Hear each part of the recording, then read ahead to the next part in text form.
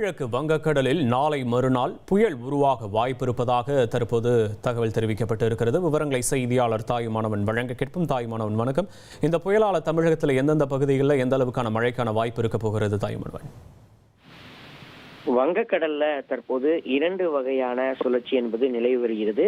குமரிக்கடல் மற்றும் அதனை ஒட்டிய பகுதிகளில் நிலவக்கூடிய காற்று சுழற்சி இன்று காலை 5:30 மணி நிலவரப்படி அதே பகுதியில நிலை கொண்டிருக்கிறது.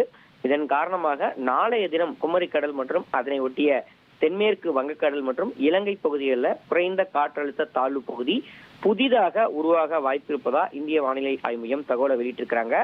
இந்த நிலையில ஏற்கனவே உருவாகி இருந்த காற்றழுத்த தாழ்வு பகுதி ஆழ்ந்த காற்றழுத்த தாழ்வு பகுதியாக வலுப்பெற்றிருக்கிறது.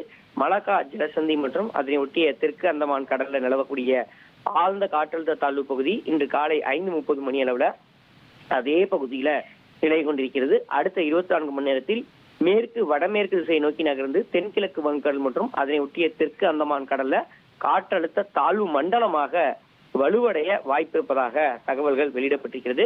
தொடர்ந்து மேற்கு வடமேற்கு திசையை நோக்கி நகர்ந்து 27ஆம் தேதி தென்கிழக்கு வங்கக்கடல்ல இது புயலாக வலுவடைய வாய்ப்பிருப்பதாக தகவல்கள் வெளியாகி இருக்கிறது. எனவே அடுத்த 24 மணி நேரத்தில் தென்கிழக்கு வங்கக்கடல் மற்றும் அதனை ஒட்டிய அந்தமான் கடற்கரை பகுதியில ஆழ்ந்த காற்றழுத்த தாழ்வு பகுதி உருவாக வாய்ப்பிருப்பதால இன்றைய தினம் மயிலாடுதுறை, காரைக்கால், திருவாரூர், நாகை, தஞ்சாவூர், புதுக்கோட்டை, ராமநாதபுரம், விருதுநகர், தென்காசி, தூத்துக்குடி, திருநெல்வேலி மற்றும் கன்னியாகுமரி ஆகிய மாவட்டங்களில் கனமழை எச்சரிக்கை என்பது ஏற்கனவே விடுக்கப்பட்டிருப்பது குறிப்பிடத்தக்கதாக பார்க்கப்படுகிறது.